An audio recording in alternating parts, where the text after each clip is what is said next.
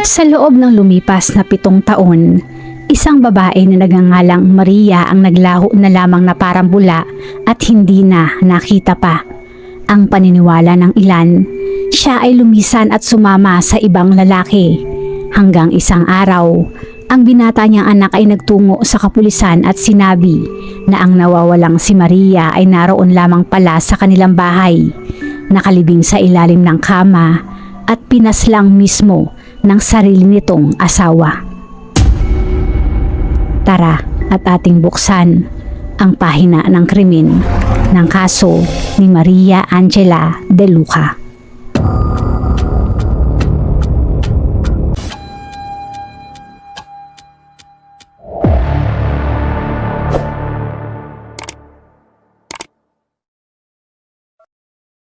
De Luca. Ipinanganak noong 1964, si Maria Angela De Luca ay nanirahan sa Gonzales, Catan, Argentina na isang maliit na lungsod sa labas lamang ng kabisera na Buenos Aires. Walang gaanong detalye sa kanyang buhay bukod sa siya ay kalaunang nagpakasal sa isang mekaniko na si Mario Cesar Friero.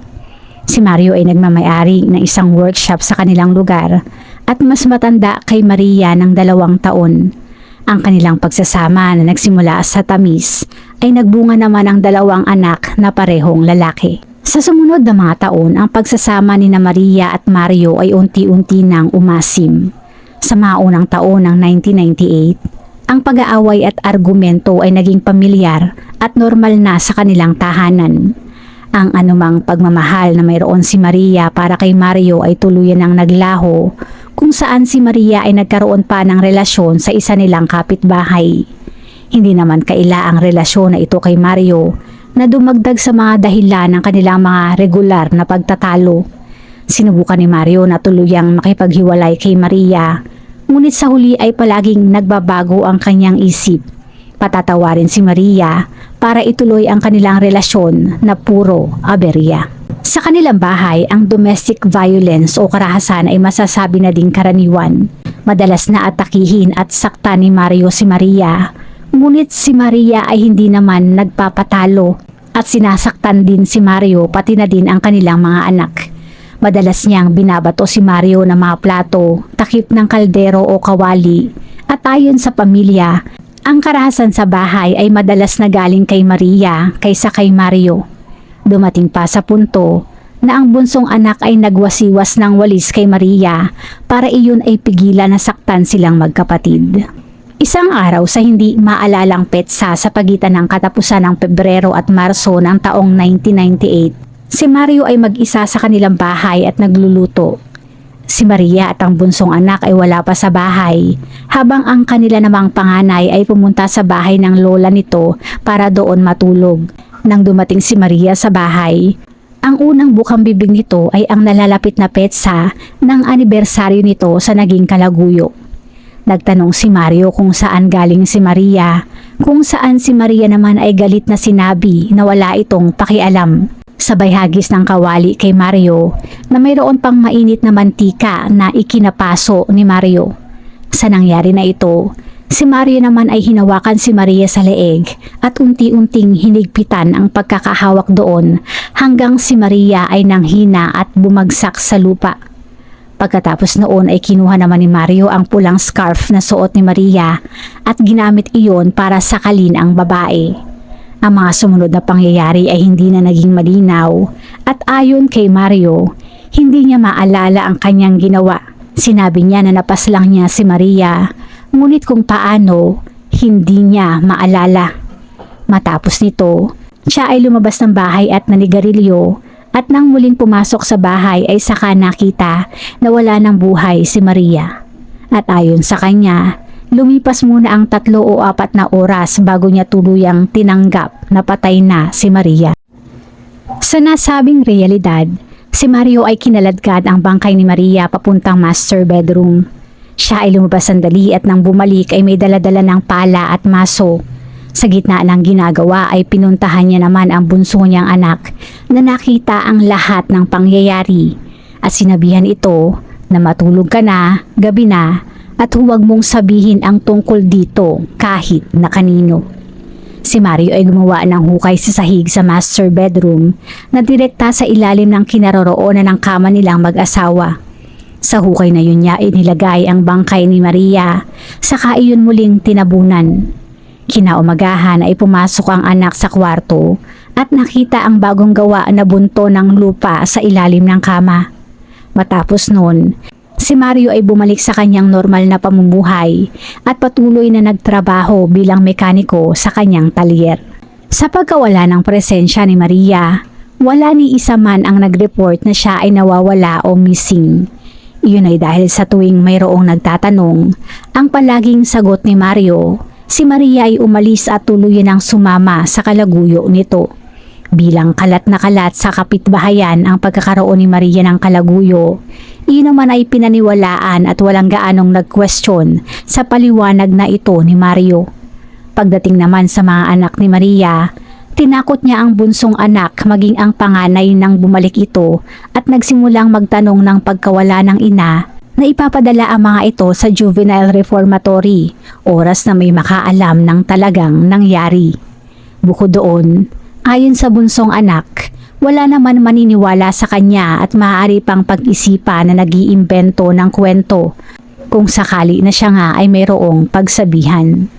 Sa parte naman ng pamilya ni Maria, bagamat sila ay mayroong hinala sa paliwanag na iyon, bilang kanila ding alam ang karahasan na mayroon sa pagitan ng mag-asawa, ang sinabi ni Mario ay nagkaroon pa din ng katuturan at inisip na mas pinili na lamang ni Maria na umalis at iwan ang mga anak. Mayroong isang pagkakataon na pumunta ang ama ni Maria sa bahay at may naamoy doon na nakakasuka. Gayunpaman, sa kabila na mayroon silang hinala na pinaslang ni Mario si Maria, mas nangibabaw ang pagtanggi ng isip na patotohanan iyon. Bukod pa sa karamihan sa mga tao ay hindi naman naniniwala na iyon nga ang nangyari. Dumating ang Hulyo at si Mario ay nakatagpo ng bagong pag-ibig sa isang babae na nagngangalan ding Maria. Sila ay tuluyan na nagsama at nagtabi sa parehong kama kung saan sa ilalim noon ay nakahimlay ang pinaslang na dating asawang si Maria. Lumipas ang ilang taon nang walang ibang nakaalam ng sikreto na ito at ang tanging aberya na hinarap ni Mario ay noong ito ay naaresto matapos ng 5 taon noong taong 2003 sa suspisyon na ito ay kasabwat sa isang highway robbery at na-release din kalaunan. Fast forward 2005, 2 taon matapos ng aresto na yon, ang bunsong anak ay tumungo naman sa police station. March 10, 2005, ang bunsong anak na noon ay 16 ay nagtungo sa police station at handa nang isumbong ang katotohanan sa nangyari noong nakalipas na 7 taon. Ang mga otoridad ay tumungo sa bahay, ngunit si Mario naman ay nowhere to be seen. Sinasabing mayroong isang nakakita sa anak ni Mario na tumungo ng police station at ipinaalam iyon kay Mario. Nakatulong naman ang kawalan ng presensya na iyon dahil kung naroon si Mario, maaari nitong sabihin na sumama si Maria sa kalaguyo at sa tulong ng mga kapitbahay bilang mga patotoo, maaaring maniwala ang mga otoridad na si Maria nga ay umalis lamang, pero dahil wala nga doon si Mario, ang mga otoridad ay agad na nakapaghukay, oras na itinuro ng bunsong anak ang kinaroroonan ng bangkay. Hindi nagtagal ay nakahukay nga sila ng kalansay. Base sa ginawang pagsusuri, ang kalansay ay pagmamayari ng isang babae na namatay nang hindi aabot ng 10 taon. Isang DNA test naman ang ginawa gamit ang sample ng anak ni Maria kung saan nakumpirma na ang bangkay nga ay ang nawawalang dating asawa na si Maria. Si Mario ay agad na idineklara bilang isang wanted fugitive. Bilang isang wanted, si Mario naman para hindi mahuli ay nagtungo sa ilang mga nayon sa silangan kung saan siya ay kumikilos lamang sa gabi, natutulog sa araw at umiinom sa mga lokal na sapa. Dahil sa naging issue niya noon sa kapulisan ng naaresto bilang isang kasabwat ng highway robbery, alam na niya kung nasaan ang mga istasyon ng pulisya at kung saan ang mga ito nagpapatrolya. Kalaunan, si Mario ay tumawag sa isang abogado at sinabi dito na hindi nito tanda ang mga pangyayari at gusto lamang na itago si Maria na malapit sa kanya. Ang abogado naman ay nagpayo na siya ay sumuko at kalaunan si Mario ay kusa ng nakipag-ugnayan sa pulisya. March 22, 2005, matapos ng 12 araw na pagtakas, si Mario ay kusa ng sumuko sa mga otoridad. Siya ay kinasuhan ng aggravated homicide by familial bond at mga taon ng coercive threats. Tumanggi siyang tumestigo sa harap ng taga-usig at ayaw makipag-usap sa pulisya. Ang kanyang trial ay nagsimula noong November 19, 2007 na 2 taon pa matapos niyang sumuko. Ang unang saksi ay ang kanyang sariling anak na nagkwento sa kung paano nito nakita ang pagpaslang ng ama at paglibing nito sa ina. Ikwinento rin nito sa korte ang kasaysayan ng mag-asawa tulad ng mga ugali ng mga ito, maging ang pananakit nito sa isa't isa maging sa kanilang dalawang magkakapatid. Ang anak ay tila walang alinmang positibong pagkilala sa mga magulang at tinawag lamang ang mga ito bilang sina Mario at Maria. Halata na hindi na nito itinuring na magulang ang mga ito at sa katunayan, ang trial na iyon ang unang pagkakataon na nagkita ang mag-ama simula nang sumuko si Mario. Ipinatawag din ang lahat ng miyembro ng pamilya ni Maria sa korte kung saan pinag-usapan kung paano sinubukan ni Mario na paniwalain silang umalis si Maria kasama ang ibang lalaki. Pati na rin ang tungkol sa pag-uusap sa mabahong amoy na naamoy ng ama ni Maria nang minsan itong pumunta sa bahay. Isang amoy na alam na nito ngayong sa anak pala na nabubulok sa ilalim ng kama. Bagamat hindi isang witness, ang kasalukuyan namang asawa ni Mario at katukayo ni Maria ay ipinagtanggol ang asawa. Siya ay nagsuot ng isang t-shirt sa labas na may nakasulat na Mario, we are with you. At sinubukan na humingi ng mas magaan na sentensya para kay Mario. Ang aksyon na ito ay humantong sa isang matinding komprontasyon sa pagitan ng babae at ng kapatid ng napaslang na si Maria sa labas ng korte na nagtapo sa pagkahimatay ng nasabing kapatid. Sinubukan ng pamilya ng napaslang na ipaglaban din na litisin ang kasalukuyang kinakasama ni Mario sa maaring pagiging kasabwat nito. At ang pinakahuli ay ang kapitbahay naman na kinasama ni Maria noon ng ilang taon. Ipinatawag ito ng korte, ngunit iyon ay tumanggi na tumestigo. Nang tumestigo naman ito, itinanggi nito sa ilalim ng panunumpa na sila ay nagkarelasyon nga ni Maria, na nagresulta sa pagsampa laban dito ng perjury.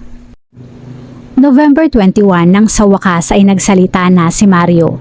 Ikwinento nito sa korte ang kanilang kasaysayan ni Maria na pinatotohanan naman ng kanilang anak bago nangyari ang krimen. Ayon din kay Mario, ay hindi nito alam o maalala kung paano namatay si Maria at ang tanging alam lang ay nang bumalik ito galing sa paninigarilyo sa labas ay nakita si Maria na patay na. Bukod sa hindi direktang pag-amin sa nangyaring pagkamatay, ang mga detalye na kanyang ibinigay ay naging isang estrahiya ng kanyang abogado. Dahil walang ebidensya na naganap ang pagsakal, maliban sa testimonya ng kanilang anak at walang tiyak na sanhi ng kamatayan na natukoy sa autopsy, ikinatwira ng kanyang abogado na dapat lamang kasuhan at hatulan si Mario ng iligal na paglilibing sa bangkay ni Maria at hindi ng pagpaslang dito. Idinagdag pa ng abogado na kung talagang napaslang nga si Maria ni Mario, ang nangyari ay isang crime of passion na dulot ng ilang taon na sakitan at pagtataksil na ginawa ni Maria, kaya si Mario ay dapat na mabigyan ng mas mababang parusa. November 26 nang si Mario ay tuluyan ng hinatulan ng korte. Siya ay napatunayang nagkasala kung saan ang korte ay kinilala ang ginawang pagtataksil ni Maria at ang pananakit ay kadalasang nagmumula din kay Maria. Gayunpaman ang mga ito ay hindi isang valid na rason para siya ay mapaslang. Binaliwala din ng korte na ang nangyari ay isang crime of passion. Ayon sa korte, ang paglibing kay Maria sa kanilang bahay at ang pagbabanta sa mga anak na huwag magsumbong, maging ang ilang mga taong pagtatago ng nangyari ay hindi isang biglaang aksyon o spur of the moment decision. Idagdag pa dyan na si Maria ay ibinaon sa ilalim mismo ng kanilang kama. Sa lahat ng mga nabanggit, ang hukom ay pinatawan si Mario ng life imprisonment na may posibilidad ng parol pagkatapos ng 12 taon. June 2019, Kulang 12 taon matapos na siya ay nahatulan, si Mario ay dinala sa ospital at namatay sa sakit na peritonitis. Bago isara ang ating pahina, shoutout po sa ilan sa ating manonood.